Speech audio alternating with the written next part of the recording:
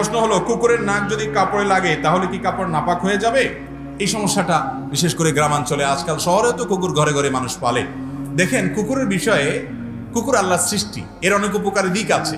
বিশেষ করে পাহারার কাজে এটাকে ব্যবহার করা যেতে পারে এবং সেটা শরীয়ত সিদ্ধ। কিন্তু কুকুরের যে লালা, এই লালা এটা নাপাক। যদি কোনো কাপড়ে লাগে কুকুরের লালা, তো যেই জায়গায় লালা লেগেছে ওই জায়গাটা ধুইতে হবে।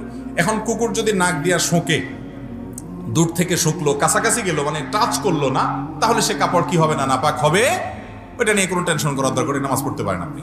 যদি টাচ করছে সে এবং তার মুখ ঠোঁট লাগছে, তো ঠোঁট লাগা মানে লালা লাগতে পারে, কারণ কুকুরের সবসময় কি থাকে, মুখে লালা বাইরে হয়ে থাকে। এই জন্য তার মুখটা যদি লাগে, টাচ হয় আপনার কাপড়ে বা শরীরে, তাহলে যেই জায়গায় টাচ হয়েছে ওই জায়গাটা কি হয়েছে, নাপাক হয়েছে। ওই জায়গাটা কি করতে হবে, ধুয়ে ফেলতে হবে, ধুলে পাক হয়ে যাবে।